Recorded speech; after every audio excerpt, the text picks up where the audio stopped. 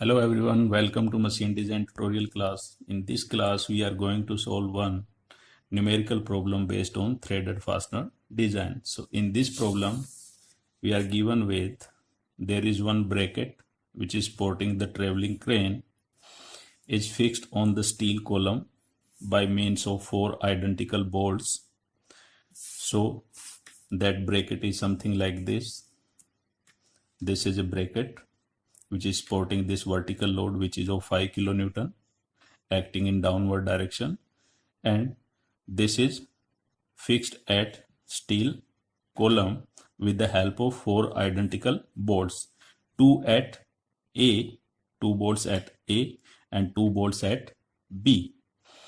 And the maximum load that crane that comes on the bracket is 5 kilonewton vertical downward direction at 250 mm distance from the face of column. This is the face of column where this bracket is fixed.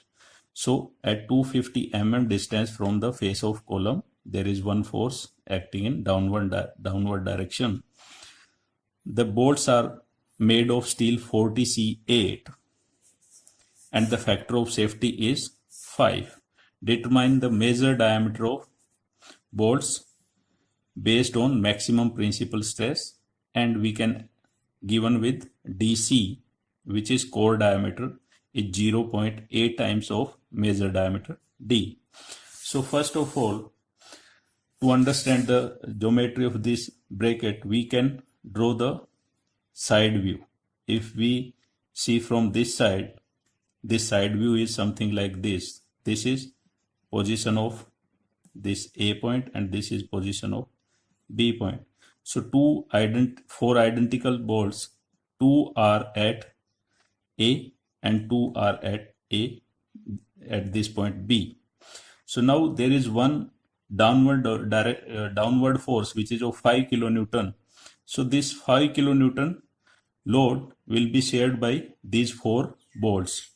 So if we are talking about the downward equilibrium of these forces in downward direction, then we can say these all 4 bolts will support this force and there would be a force in downward direction on the bolts, and this bolt will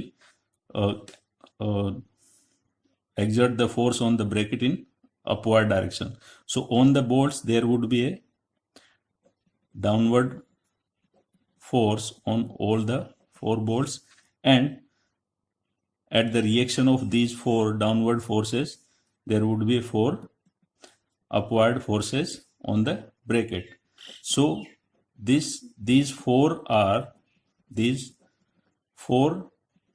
suppose this is P2, P2, P1, P1. So 2P1 plus 2P2 must be equal to this 5 kilonewton. So now we are going to solve this problem. So we begin with the solution. So from here we can say this 2P1 plus 2P2 is equal to 5 kilonewton. And we know that this P1 and P2 both are same. So P1 equals to P2. So we can say this P1 or P2, this becomes 4P prime. So we can say the 4P prime is 5 kilonewton and P prime is 5 kilonewton divided by 4 Newton. So this becomes 1250 Newton. So this vertical downward force, which is a shear force that can shear out this bolt in this plane. So this shear force is on the all 4 bolts is 1250 Newton. So because of this shear force, there would be a shear stresses. So that shear stress is tau is equal to this force 1250 Newton divided by area of these. All the bolts are identical. So suppose the area of these bolts is cross sectional area, we can assume cross sectional area is equal to A mm square. So divided by A. So this is 1250 divided by A Newton per mm square. So this is the shear stress acting in bolts. So now we have to analyze the forces acting on these bolts. So when this force is acting at this distance 250 from this face of the column, this will create a moment about, suppose this is point C. So if we take the moment about this point C, we can say the moment because of this 5 kilonewton is 5 kilonewton multiplied by this perpendicular distance, which is 250 mm. So this is P multiplied by 250, and this will be registered by the moment created by the tensile force in these two bolts, which is located at the B, and tensile force induced in these two bolts which are located at point A. So these tensile forces will induced in all the four bolts because of the moment created by this 5 kilonewton force. So now we can do one thing and one more thing. The forces induced, tensile forces induced in these bolts are directly proportional to the distance from point C. If any bolt which is located at point C, that would not have any type of tensile force. And if we see the bolts located at this point B, they will have the tensile force directly proportional to the distance from point C. And similarly, the bolt located at point C, point A, will have the tensile force directly proportional to the distance from C to A. So now we can identify the critical area or the bolt which are heavily loaded. So we can say the bolts located at point A are heavily loaded. So we have to design these bolts which are located at A point. So we need to find out the forces acting or tensile forces induced in the bolts which are located at point A. So we can say, suppose this is the force P1 designated by P1. So we can say P1, which is the tensile force in the bolt located at point A, is directly proportional to distance. Suppose this distance is L1 and this distance is L2. So we can say this P1 is directly proportional to L1 and P2 is directly proportional to L2. So if we remove this proportionality sign, so we can say P1 is some constant C multiplied by L1 and P2 is C into L2. So this is the constant of proportionality. So, and second, the moment created by this 5 kilonewton is in clockwise direction, and that will be balanced by the moment created by the tensile forces in these bolts. So now if from the moment equilibrium about point C, we can write, suppose this is P2 force. So P2 multiplied by this distance, and P2 is 2P2. So 2P2, P2 plus P2, this is 2P2 multiplied by this distance L2. And similarly, P1 plus P1, this is 2P1, and this 2P1 multiplied by L1, 2P1 multiplied by L1. must be equal to this 5 kilonewton multiplied by this distance 250 mm. So we can say this is 5 kilonewton multiplied by 250 mm. And from these two, because here we have P1 is equal to CL1 and P2 is equal to CL2. So now in this equation, we can replace these two values. So from here we can say 2 at P2, we can write CL2 and this L2 becomes L2 square, and 2C L1 and this L1 becomes L1 square is equal to 5 into 10 raised to power 3 into 250. So from here we can take this C, 2C common, and this becomes L1 square plus L2 square is equal to 5 into 10 raised to power 3 into 250. And now C equals to, we can write C equals to 5 into 10 raised to power 3 into 250 divided by 2 into L1 square plus L2 square. And now we want to find out the P1. Now we want to find out the P1, because P1 is force, tensile force induced in the bolts located at point A, and these bolts are heavily loaded, so we'll design these bolts and remaining are identical. So from this relationship we know P1 is equal to C into L1 and C equals to this one. So we can say P1 is equal to C multiplied by L1, and C is 5 into 10 raised to power 3 into 250 divided by 2 into L1 square plus L2 square and into L1. So now we know the values of L1, L1 square, L2 square.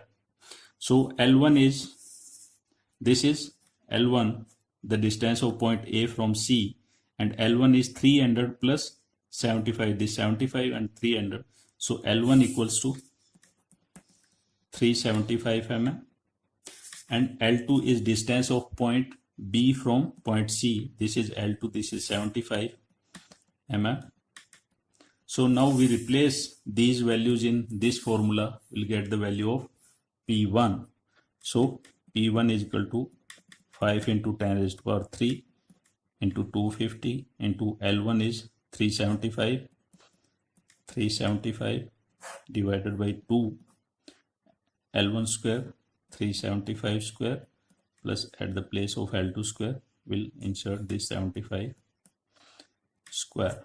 So if we solve this, we'll get the P1,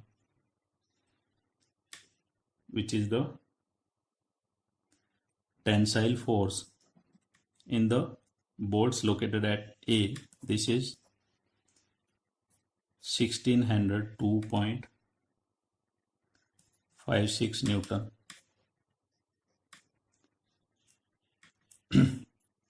So this is the tensile force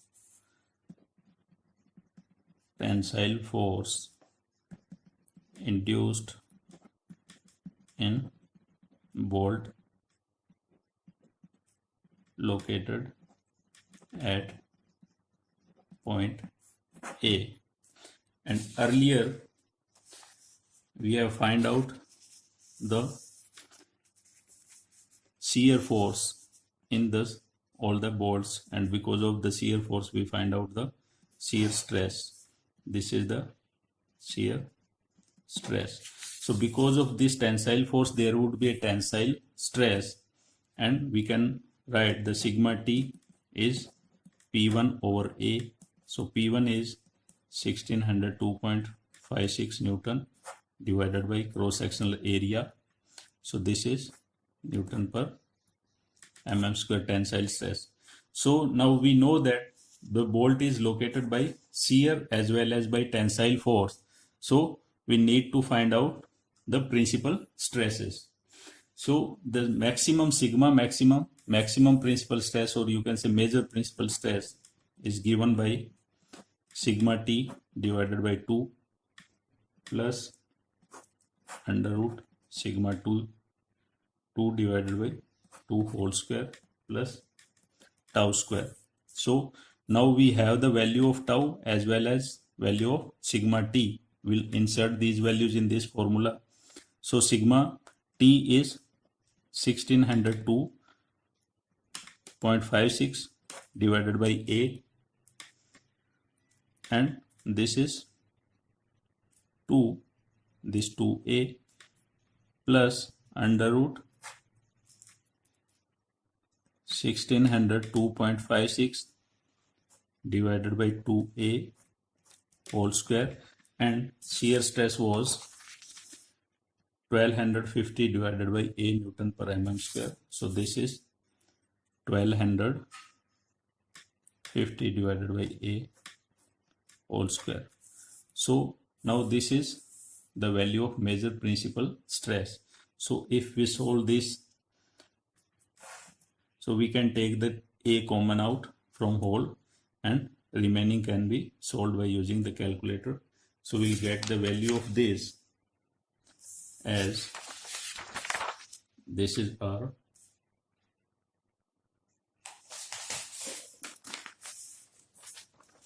so the value of this is sigma maximum is equal to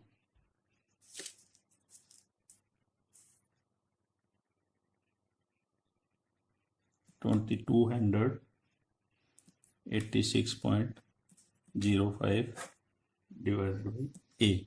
So this is sigma maximum major principal stress. Major principal stress. So now using this major principal stress, we can find out the diameter of bolt. So this sigma maximum is induced stress in the bolt, and if we want to design safe, then this induced stresses must be less than the yield stress or the criteria on which we are considering the bolt is failed. So we can say this sigma maximum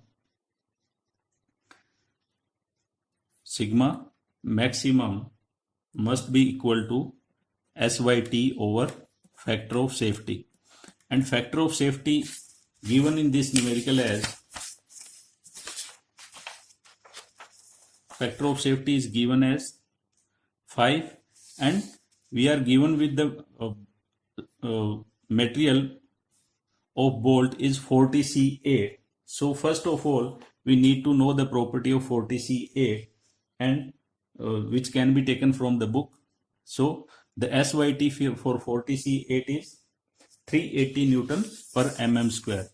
So you can say SYT for 40C8 steel is 380 Newton per mm square, and FOS is given as 5.